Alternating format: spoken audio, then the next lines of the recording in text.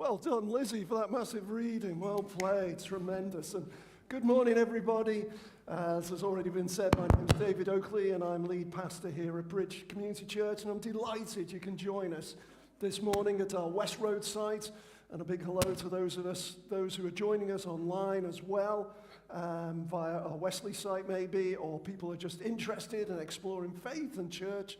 Welcome to our teaching time this morning. I want to start off our teaching time this morning with a question. What is the biggest challenge, opposition you have ever faced in your life for your beliefs? What has been the biggest pushback? What has been the big pressure you've ever come across? Because you believe something, but it's been countercultural, or it's gone against someone else's belief, and there's been some kind of consequences. Maybe it happened in school. Maybe you stood up for something in school and there was pushback there. Or maybe in the workplace, where you've been countercultural, challenged what's going on there. Or maybe even within families or friends, where because of your faith and your beliefs, you've taken a stance that's led to some kind of pressure. This can be very much part of the Christian faith. And probably the biggest one I ever faced was back in 1988. Yes, I don't look that old, I know, but there was once a time when I lived in 1988.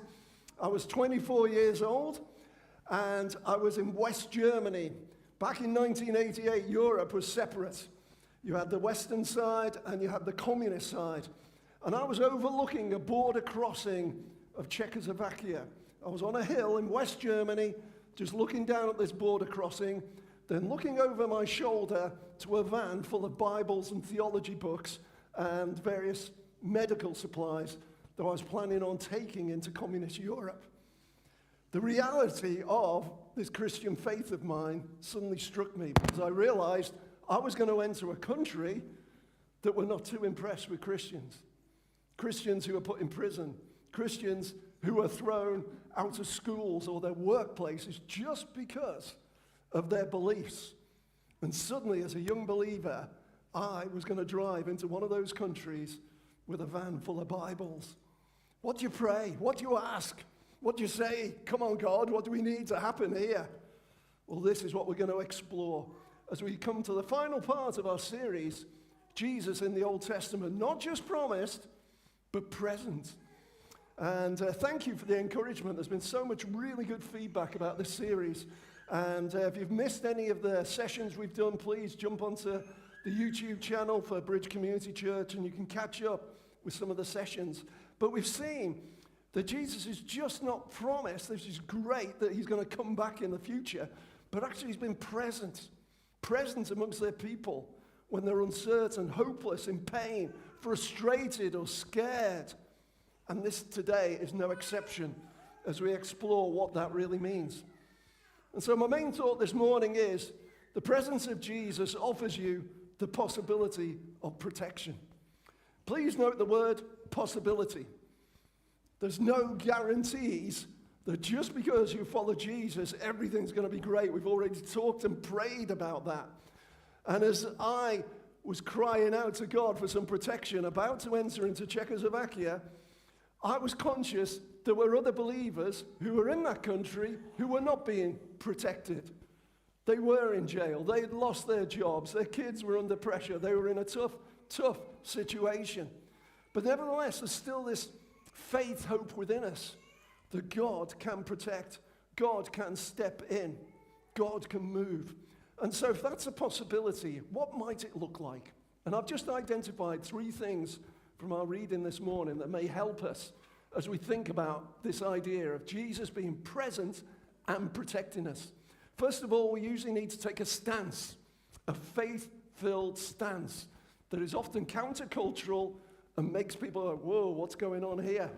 That's the first step. Secondly, as part of that step, we don't play the I'm a Christian, get me out of here card. We actually surrender to God and trust what he's going to do with that stance, which might not always work out as we expect. And thirdly, let's be open to the possibility of salvation and rescue when we do take such a stance. And so we're going to jump into the book of Daniel, an absolute treasure trove in the Jewish scriptures. And it's set in the backdrop of 6th century BC in the area of modern-day Iraq, Babylon as it was known then. And this is a setting for this faith-filled stance that we're going to see the people of God take, or three of the people of God take. And as I say, it's a fascinating book, the book of Daniel, written in two languages, written in Aramaic and Hebrew. Aramaic is the equivalent of English today. It's like a global language that most people speak, most people communicate in order to do business. But then there's a Hebrew language. This is the language of God. Unbelievable. We might actually go to heaven and we won't speak English. Wow, that's incredible, isn't it? We'll probably speak Scouse, but not English, because that's clearly the language that needs to be called for. But yeah, Hebrew, this pictorial, beautiful language of the people of God, is used as part of this book to encourage the people to stand. They're a persecuted people, they're an oppressed people, they're in exile, and there's this message coming from God saying, hey, stand. I may either protect you, or in the long run, I will work out my plans and purposes. So keep on going. And so we jump into Daniel 3, possibly one of the maddest stories you'll ever read, never mind in the Bible, but any situation. And as we start to pick this up, we see that God is in the process of humbling this powerful, despotic king called King Nebuchadnezzar. So often when we take our stance, so often when we have this clash, we think it's all about us. Oh God, protect me as I stand up for you and all this kind of stuff. And yet God so often has bigger plans, a bigger picture, where he wants to move and work in other people. So the people of God are stepping up in this situation, but actually God's not doing any work in them. It's in the work in the observers that God is at work. In particular, this despotic king who thinks he's a god, God is going to work on him to bring him to his knees. So let's keep that in mind as we go through the story. So what was the challenge? What was the clash? What was the battle? We read about this in Daniel 3, 5-6. King Nebuchadnezzar, in his madness, had built a 30-meter high statue, 3 meters wide, all made of gold, so he was quite a wealthy chap.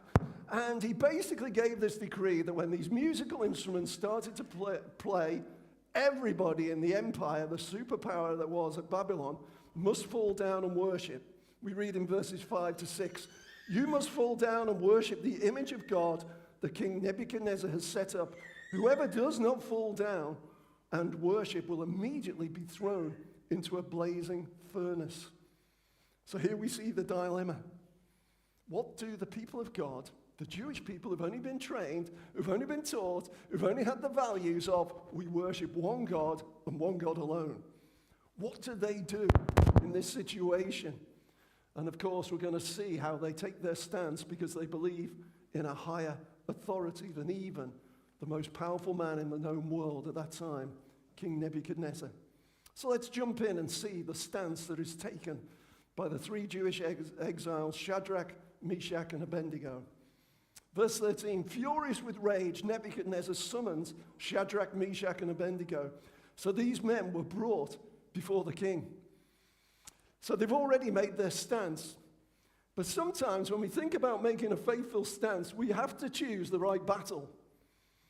Because straight away we're seeing these guys have already compromised some of their faith because of their names. Their names are not the names they were born with. They were born with the Jewish names of Hanani, Mishael, and Azariah. But once Judah was conquered and they were taken off into exile, Nebuchadnezzar gave them new names. And these new names were idolatrous. They were names that worshipped the god of the moon. And so straight away, these guys are running around quite happily with these idolatrous names. Yet on this area of where to bow down and worship, they made their stand. When we read the book of Daniel, say, oh, it's brilliant. They're so uncompromising, these guys. They make a stand. No, they were smart. They picked and chose where to make their stand, where to go with their battles. They embraced all of Babylonian education and empire, and then they took their stands in order to be people of influence. Why would they take this stand? Well, I think they may have grasped the stand they took on this occasion was bigger than themselves. Because there's probably many, many people who didn't want to bow down and worship that gold statue. Many, many people would be under a death sentence. Whereas their own personal names, we can live with it. But these guys maybe were outward looking to protect other people. So it was an issue of justice for them. Okay, we read in verse 14, Nebuchadnezzar said to them, "Is it true, Shadrach, Meshach, and Abednego, that you do not serve my gods or worship the image of gold I have set up?" And again, as we read this in our modern culture, we think this is bonkers. You know, this is so irrelevant, isn't it? 90-meter high statues, bow down and worship it. Yet, that expression, "You do not serve the gods or worship the image I have set up." This is where it connects with our culture, I think. Because there's plenty of gods, there's plenty of idols our culture has set up. And probably you've come across it in your school, in your college, in your workplace, in your community. It may well be not gold statue, but just gold and money in general. It may well be work. It may well be popularity. Or it may be the idol of tolerance, that anything can go. These are things that humanity has set up and said, come and worship. Come and join us. Come and accumulate. Come and get this. Never judge or critique anybody because we don't want to upset them and we want to be popular. All these things are being set up, and so it might not be a 90-meter high statue, but there are pressures on us to conform to various gods and idols. And so are we able to take a stance? Verse 15, Nebuchadnezzar seems quite conciliatory at this point. If you're ready to fall down and worship the image I made, very good.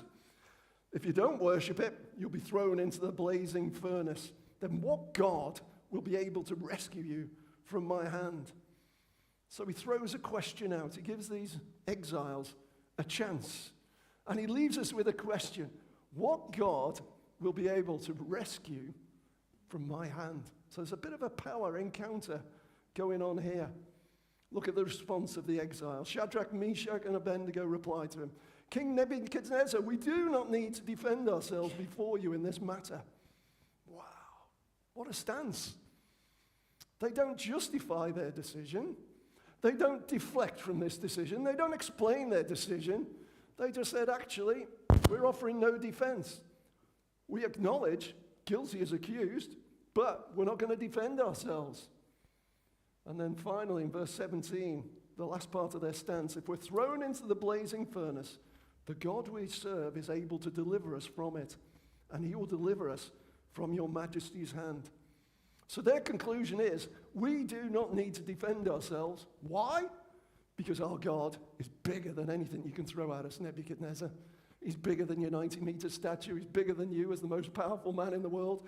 Our God is bigger. Incredible bravery, incredible courage, incredible faith.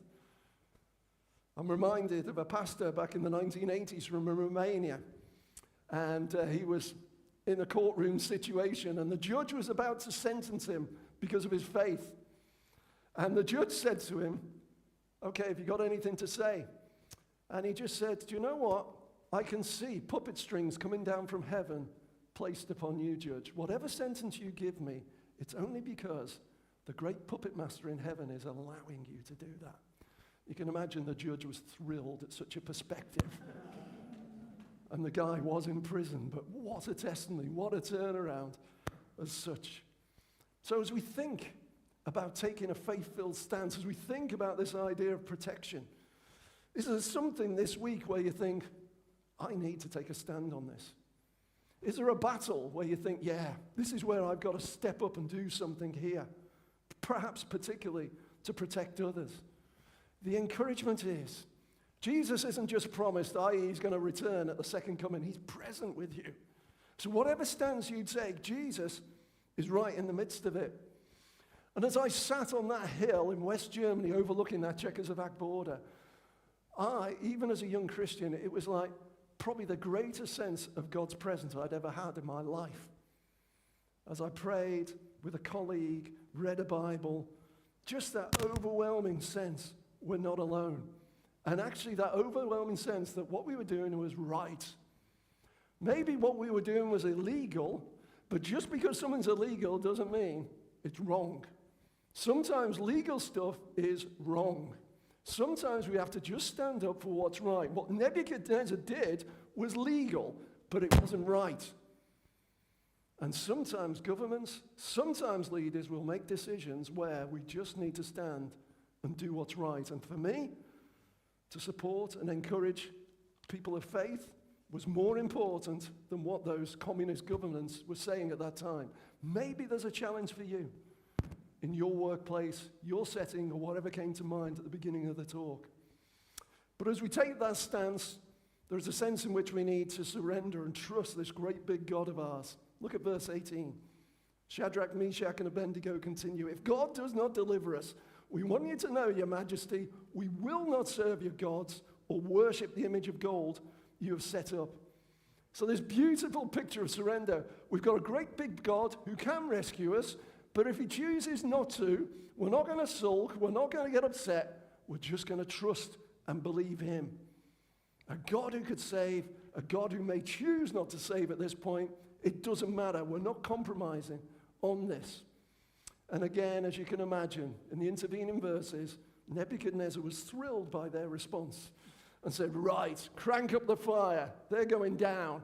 And they were tied and bound up and ready to be thrown into the fiery furnace. And we see the degree of the heat there in verses 22 and 23. The furnace was so hot, the flames of the fire killed the soldiers who took up Shadrach, Meshach, and Abednego. And these three men, firmly tied, fell into the blazing furnace. Fully clothed, fully bound, all-consuming fire. Talk about a hopeless, helpless situation. Where's Jesus now? Where's the presence of God now? And yet we get no sense of panic, chaos. That wonderful hymn, it's all well with my soul. This sort of peace that comes across this situation of absolute surrender. If God saves, great. If he doesn't, that's fine as well. This really reeks of Jesus, doesn't it, when he faced his death sentence before he went to the cross. Not my will, your will be done. That sense of surrender. So yeah, in your situation, as you take your stance, I'm not going to stand up here and say you're going to be rescued and everything's going to be great. But I will encourage you to surrender yourself into God's hands as you take that stance, as you make that stand maybe for other people. Create the possibility that good God could rescue you, but equally he could also help you persevere to get through that struggle. So as I sat in this van overlooking this border crossing, it was great I was praying, it was great I was sensing the presence of God, but at some point I had to turn the ignition on, put my foot down and drive towards that border crossing to fulfill what I believe God had laid on my heart to make my stand in back then. And that's what these gentlemen did. They made their stand. But eventually we do see God saving in verses 24 onwards. King Nebuchadnezzar leaped to his feet in amazement and asked his advisors, weren't there three men that we tied up and threw into the fire? They replied, certainly, Your Majesty. This is where the God visibly turns up, and we believe it to be Jesus who was physically present. There should have just been dust in this furnace, but actually there appears to be four people in the furnace, as we read in verse 25. Nebuchadnezzar said, look, I see four men walking around in the fire, unbound, unharmed, and the fourth looks like the son of the gods. Perhaps there was a bit of a window at the bottom of the furnace so they could see what was going on. But I just love the invitation King Nebuchadnezzar gives. This pagan, despotic king, he's saying, come and see Jesus. Wow, what an evangelistic opportunity, hey? Pagan king asking people to come and see the true God. Of course, he's got limited language, he's got limited understanding, limited vocabulary, but even with those limitations, he recognizes God is in the midst of it, the divine. It's not just some random, wild miracle. Jesus, God, is present in the middle of it. Continues in verse 26. The king approached the opening of the blazing furnace and shouted, Shadrach, Meshach, and Abednego, servants of the Most High God, come out, come here. So they came out of the fire. He's still using their idolatrous names, but he does recognize there is a superior God here, a newfound respect. And in the following verses, the officials, the leaders, are all encouraged to check these three exiles out. Not even a hint of smoke, not even a singed hair, all completely safe and rescued. Nebuchadnezzar continues. What a transformation here. Praise be to the God of Shadrach, Meshach, and Abednego. Sent his angel, rescued his servants. They trusted in him rather than worship any god except their own God. Further praise, further acknowledgement, further worship from this pagan king. And in the coming verses, we see how these three exiles are honored. They're given a promotion, increased influence. We see how their God is honored, that nobody could speak badly about this God. And so again, further influence, further impact. As these men took their stance, no sulking because God didn't initially intervene. It was something bigger than themselves, of God working out his plans and his purposes. But it did start with a faith-filled stance over something. And so that's my question this morning. What is Jesus saying to you this morning? What are you facing in this coming week where you're just sensing the nudge of the Holy Spirit saying, hey, this is where you need to take a stance. It may cost. It may be difficult. It may be a struggle. God may protect you, may rescue you, or he may give you the strength to persevere in what comes as a consequence. That is the presence of Jesus. I suppose I better complete my story about 1988. Now, as I complete this story, I need you to understand things. This is the 1980s, so it's different from them. So what we did back then isn't necessarily appropriate now. Secondly, I was probably more scouse-filled than spirits-filled because I was a young Christian then. So again, not great. And a third caveat was I was a single bloke. Okay, now, stick with me for the rest of the story. So I'm driving the van down to this border crossing into communist Europe, and the car in front of me is being absolutely torn to pieces. They're pulling seats out. They've got the drivers pinned up against the wall. And as I'm approaching this border crossing, I'm terrified at this point because I'm thinking, do I have to face that? Then even worse, two female border guards start to approach the van. The female border guards on these crossings were far worse than the blokes. They were far more diligent. They were far more aggressive. And I thought, it's all over. Well, I did think that till as I saw these two women approaching me, and one of them was an absolute stunner, I've got to be honest. As we say in Liverpool, a Bobby Dazzler. She was beautiful, absolutely beautiful. So imagine the 24-year-old single bloke, all my fear dissipated, and my inner James Bond kicked in. And actually, I'd just been to a wedding, so I had a carnation flower on my jacket, and as she approached my side of the van, I was like, all right, darling, gave her a flower, and I said, yeah, the name's Oakley, David Oakley, shaken but not stirred, and all the rest of it, you know. And we had a lovely conversation. She was laughing, she was chatting, and seriously, within 2 minutes, she said, yeah, go through. Got a van full of Bibles, a van full of all sorts. Do caveat, it was the 1980s, I was single and more scouse than spirit-filled, but hey, God does turn up in weird and wonderful ways occasionally. I could only think, what would be the thing that would sort of alleviate all my fears at that point in time? It was a beautiful lady that I could chat up. That was what God used in that situation. And for the next 3 weeks, traveling around Czechoslovakia and Eastern Europe, the doors that God opened. As many of you know, I did go on to become a missionary over there. And the relationships I built with church leaders during that trip were absolutely fundamental to opening the door for so many more opportunities of gospel witness. Because these church leaders said, hey, Dave, you came to see us when things were bad.